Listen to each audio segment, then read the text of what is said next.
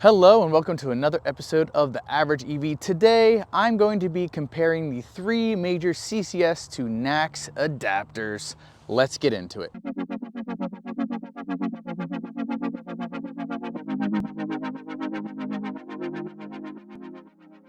So if you haven't heard by now, Tesla is opening up the Tesla Supercharger Network to non-Teslas. It's already open to Ford, GM, and Rivian, and it's soon to open to Nissan and then a whole slew of other manufacturers later this year. So to access this Tesla Supercharger Network, you need an adapter. And for the most part, all of the OEMs are providing adapters in some way, shape, or form. Ford decided to give it for free. I believe Rivian was free as well, or at least a very small fee. And then GM just made it available and then you had to pay, but people were able to get their adapters quickly. I ordered mine the day I could, and then 2 days later, I got the adapter. And I, in fact, got the Tesla adapter, and it was $225, so it was actually a pretty steep price, especially when Ford customers didn't pay a cent. But anyways, some people are still waiting to get adapters, so I got the other two, the Lectron. I actually had that one ready to go, so the day access was available, I could try it out. And then the A2Z adapter is the other one I have here. So what I'm gonna do is I'm gonna compare the three. So if you're driving an Equinox or any other GM products, you can use these adapters. Also, if you drive any other EVs later in time that gain access, you can use these adapters. I do want to mention before we get too deep into this video that a lot of the manufacturers, including Tesla, are not recommending or really allowing the use of third-party adapters. However, since all these adapters are dumb, meaning there's no really communication aside through pushing power through, they don't know that you're using them. In my observation, it's more of just for them to cover themselves and absolve any liability in the event that something were to happen to your car.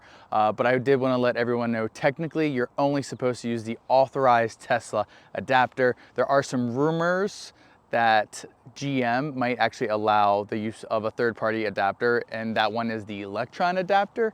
I have seen how, like, where the Bolt owners can order their adapter, and it sure looks like a Lectron adapter to me. But that's kind of where we are right now. Once UL 2252 is adopted, I'm hoping that Tesla and all the manufacturers are going to allow third-party adapters so long as they comply with that standard. But at this point in time, at the recording of this video, that is not the case. The standard isn't quite official yet.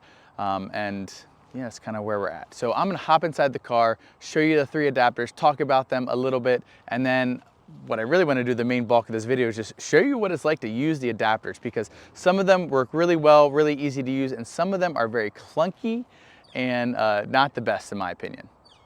Okay, so what I'm gonna do now is kind of go over all of the adapters. So the first adapter we have is the Tesla adapter. If you've ever been to a Magic Dock station, it basically just looks like the Magic Dock, but separated, and you just plug it in and it goes in. We got this pin here. It is metal. It feels to be like aluminum-y or something like that. You can actually see in here, let me see if you can see it. There's a little pin. When that gets depressed, I can't reach it, it makes it impossible for this button to go down. So basically what that means is once you plug this into your car and you plug in the adapter, you are unable to pull the Tesla out until you remove this from your car completely. I do think that's a pretty nice safety feature to ensure that people can't pull things out, but there's so many other safety features where basically, you know, like it couldn't be safer, because basically once you push this button, it cuts off the charging and all sorts of things like that. But I do want to kind of mention that. I will say, and I'll show it later, this one's a little hard to use because it's not super ergonomic. It's literally just like an adapter. You can see I have to hold it with my whole hand. I have bigger hands. If you have smaller hands, I imagine it could be a little bit more challenging to navigate, but it works, it does its job, and I've used this one several times. And again, this is the one that Tesla provides. Ford has been sending this one out, Rivian's been sending this one out, and GM has been sending this one out, to my knowledge, to Equinox, Lyric, Silverado, Blazer owners. My understanding is that Bolt owners are getting a different adapter that is supplied by Lectron, but I've yet to have anyone confirm that. If you can confirm that, leave that in the comments down below. I've only seen pictures of people ordering them. Speaking of Lectron, here is the Lectron adapter. I purchased this one ahead of the Supercharger Network opening so that I could shoot that video. But here it is. It's much, much bigger than the Tesla adapter. It kind of sticks out a little bit longer. It's a little bit more user-friendly because it kind of, they shrink the size here so it's easier to grab with your hand, but it's still a little too thick in my opinion. It's got a good weight to it as far as quality is concerned. A nice strong metal pin up here to lock into your car port. And then here we have where you would plug in the Tesla adapter. Now, what's interesting about this one is it has a button on the top to get it out of your car, and then a button on the bottom to get the Tesla adapter out. And it kind of makes sense, but you know, I'll show you why I like the last adapter the best. But basically what you would want to do is you could either take it out of your car and then you would push this lower button here and then take this out, or I think what they recommend is you leave it in your car, you push this bottom button, you take out the Tesla adapter, and then you take this out of your car. I think a lot of people have been having a lot more success doing it that way, leaving the adapter in the car, but I honestly, I've done it both ways and haven't had many issues at all, but that's my opinion. It is kind of hard to push this button, especially if you don't have a lot of grip strength. Kind of really squeeze in there, but it works, it does the job, and there it is. And now the last adapter I want to talk about is the A2Z. This is by far the most ergonomic adapter. It feels really natural, at least in my hand. I like how they made this part thinner. They have this little bump down here. It feels really nice as far as like gripping it and then squeezing the button. Again, it has a metal pin, and it actually has, unlike the other ones, it has this little hood here to protect the pin if you were to drop it for any reason. I don't know if y'all can see that. This is unprotected. And then this has actually a little bit of protection. You can see it's raised up a little bit, but there's that. So that's a nice little feature. But what's different than the Tesla and the Lectron adapter is that it has one single button. It's not two buttons. The button's not down here. It's right on top. And the way it works is when you push the button down, it lifts up this so you can unplug it from your car. And when you push the button down a little bit further, then it unlocks the latch that attaches it to the Tesla Supercharger. I don't know if you're gonna be able to see that on camera. I think you will be able to if you look right here. And when I push down, I just push down, it's still there. I push down harder and it drops down. And that's kind of the magic of this adapter. You can use it one hand very easy. You can push it down, take it out of your car, push it down further, pop it out, and you're good to go. So now what I'm gonna do is I'm gonna get out of the car. I'm gonna put the phone on a mount so you can watch what it's like to plug in, to see the struggle if there is a struggle, and hopefully you can make your own decision about what adapter is for you based upon this video. All right, everybody, so first we're gonna do the Tesla adapter. So you grab the supercharging handle, you pop it in, and you put it into your car. There we go. I didn't quite hear a click, but there it is. It's good, it's in. Now I'll notice again, if I push this tab down, I can't take this out, but if I push down this button, and it's kind of weird because it's almost like it's like pulling over where it's supposed to latch. But anyways, now that I've taken it out and I push down the button, now it pops out nice and easy. I'm gonna show that one more time as like I would do it if I went to a station. So I plugged in, okay, it charges for a while. All right, I'm all done. I go to take it out, pop it out, grab, and there we go. Not too bad, but I will say it's really awkward because you kind of have to flip to a position where you can push this button down, and that is a little bit weird to me. All right, next we have the Lectron adapter. So I'd grab it, grab the handle, pop it in. I actually think they recommend for you to put it into the car. So if you're noticing, I can't actually do it that way. So I have to let me put it in the car first. Let me see if that makes it easier.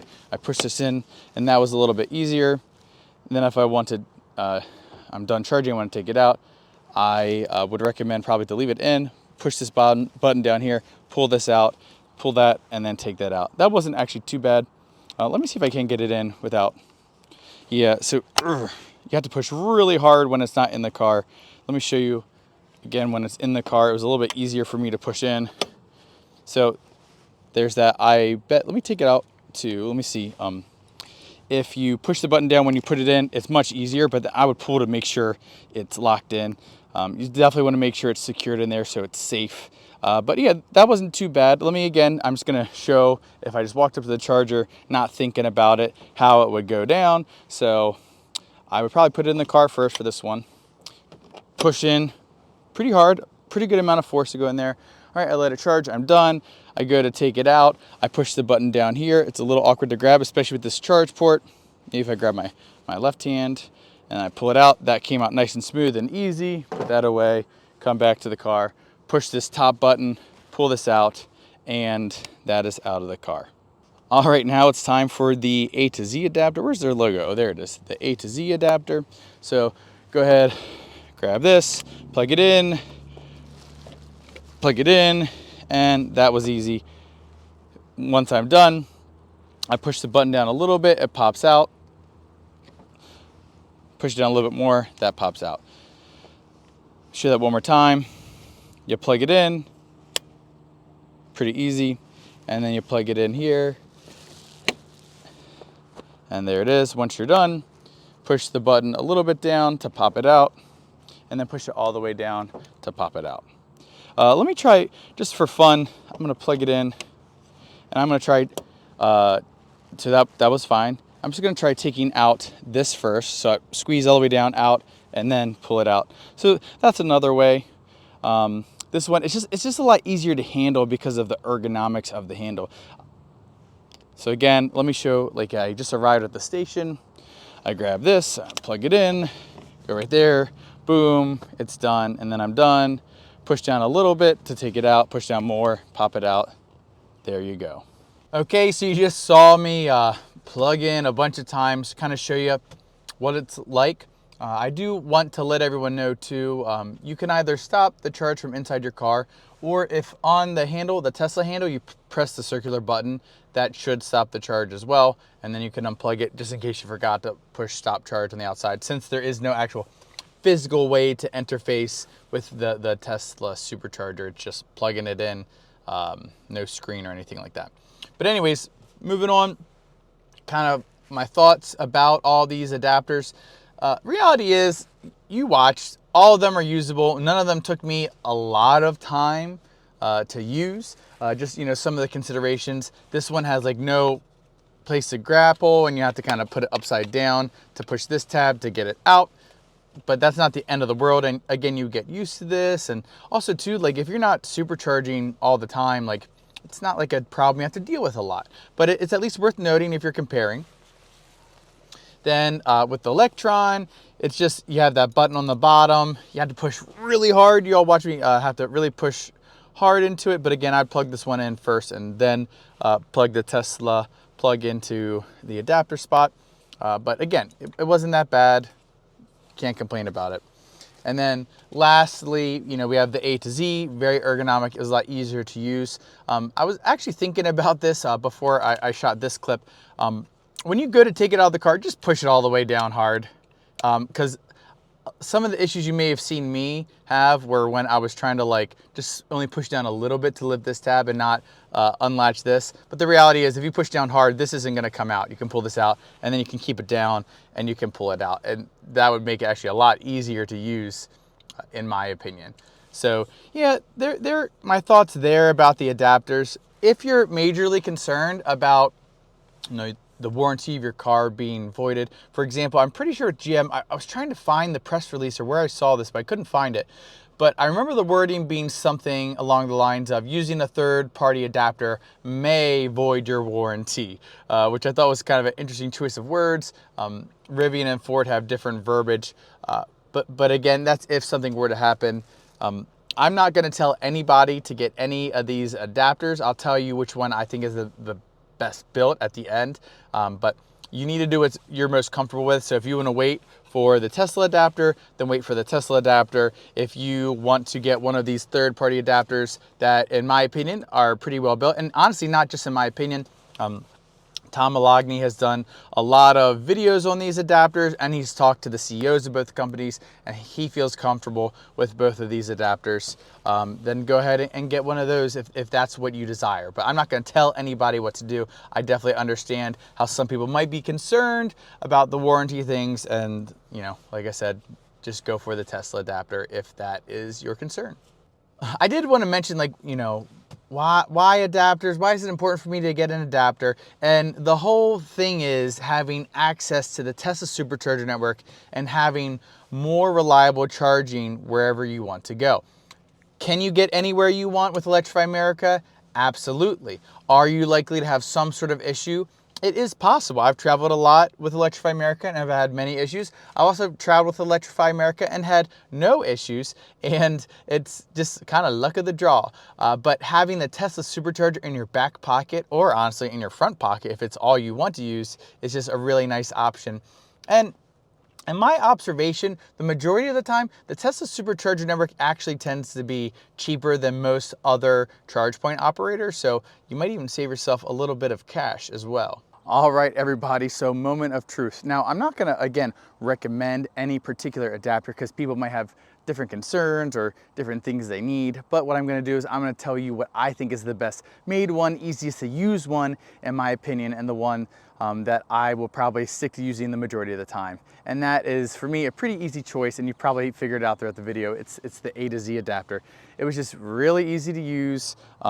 It feels extremely well built, and honestly, when I was dealing with the company, because I had reached out to them because I wanted to do this comparison video, they were like really cool. They're like, "Yep, we don't want to like talk bad about any other companies. Everybody has their own product. This is our product. We believe in it." And I like that kind of ethos that they have there. So again, if you're interested in this adapter, this is the one you should probably go for. And I feel like you would be very comfortable and confident in using it. All right, so that's all I have for today. Hope you enjoyed this video. If you haven't already, please remember to give a like and subscribe, hit the notification bell, and I will catch you all next time.